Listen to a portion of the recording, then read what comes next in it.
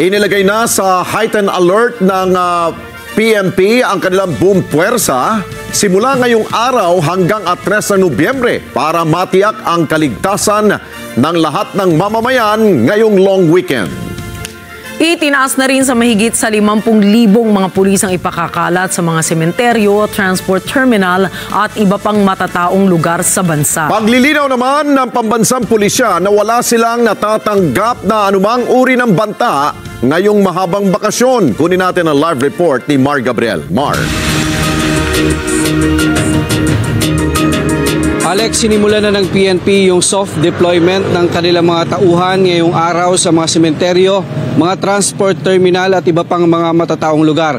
Ipinauubaya naman ng liderato ng PNP sa kanilang mga regional director kung kailangan pang ilagay sa full alert at magdagdag ng tauhan sa kani-kanilang mga lugar.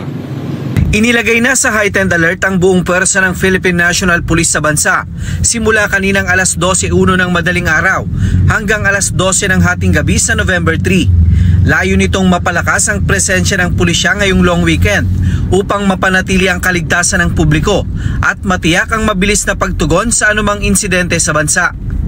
Sa ilalim ng heightened alert status, madaragdagan ng 25% ang bilang ng mga nakaduting pulis upang palakasin ang seguridad sa mga sementeryo, transport terminals, mga pangunahing kalsada at iba pang matataong lugar. Kabuuang 50,253 na mga pulis ang ide-deploy para masiguro ang kaligtasan ng publiko. Last year po, ma'am, ang deployment natin ay umabot ng 30,000 plus. Ngayon po, halos 60,000 ang deployment natin para po ma-secure natin hindi lamang po yung mga cemeteries, columbarium, memorial parks.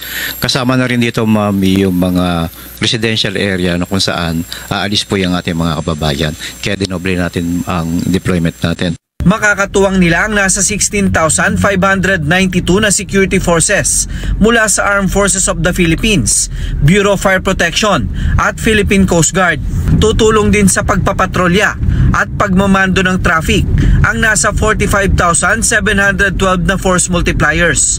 Simula naman bukas hanggang November 2, ilalagay sa full alert o Code Red ang pwersa ng BFP sa buong bansa kasama sa ide-deploy nila ang First Aid Team at Motorist Assistance Desk. Pagde-deploy ng mga fire truck and ambulance visibility sa mga strategic locations sa ating buong bansa in coordination po with the local government officials po na nakakasakop sa ating mga fire stations sa buong bansa. Ang NCRPO, kasado na rin ang deployment plan ngayong weekend. Kasama sa tututukan nila ang 5 pangunahing sementeryo sa Metro Manila, mga bus terminal, pantalan at mga paliparan. May nakahanda rin daw silang bukod na pwersa sakaling magkaroon ng mga kilos protesta. Hindi natin maaalis na sasamantalahin ng ating mga protesters yung kanilang pagtitipon-tipon, kaya kasama po sa ating paghahanda is yung ating deployment. Meron tayong RSSF na nakahandang i-deploy in case po na magkaroon ng mga lightning rallies or mga protesters sa iba't ibang location po dito sa NCR. Ayon sa PNP, wala silang natatanggap na espesipikong banta sa seguridad ngayong long weekend. Wala po tayo na monitor na threats, pero patuloy po yung ginagawa natin na pakikipag-ugnayan sa iba't ibang agencies para kung sakali po na magkaroon man ng biglaan na kailangan nating aksyonan. Hindi naman po tayo magkakaroon ng biglaang aksyon natin, magiging ready pa rin po ang NCRPO. Alex, paulit-ulit na ipinapaalala ng PNP sa ating mga kababayan na kung may mga mapansin sila na mga kahina-hinalang bagay o tao doon sa mga lugar na kanilang pupuntahan, ay agad na dumulog doon sa mga Police Assistance Desk para humingi ng tulong. Maaari ding tumawag doon sa Unified 911 hotline para sa anumang mga emergency at police response. Alex. Okay, Mar, bagamat hindi pa natin nai-ere yung balita tungkol doon sa bomb expert na nadakip, no? May nabanggit na ba ang PNP ukol doon?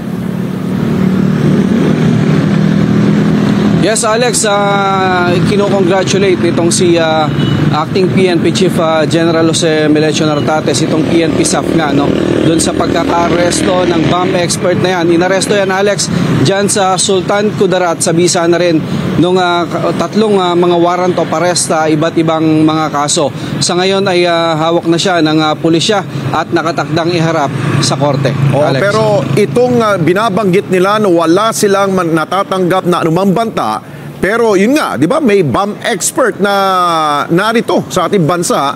Hindi dapat ikabahala yan ng taong bayan, Mar?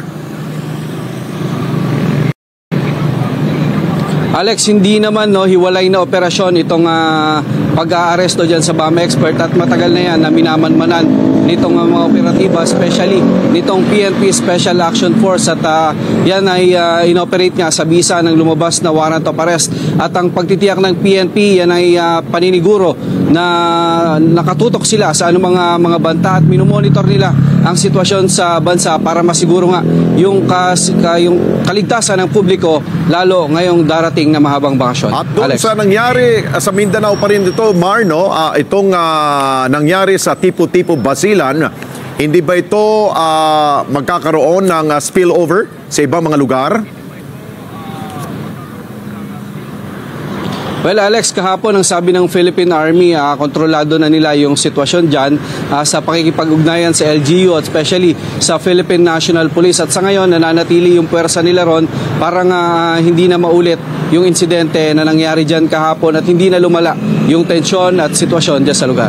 Alex. Okay, maraming salamat sa iyo, Mar Gabriel. Mata natin, dyan po sa Campo Crame.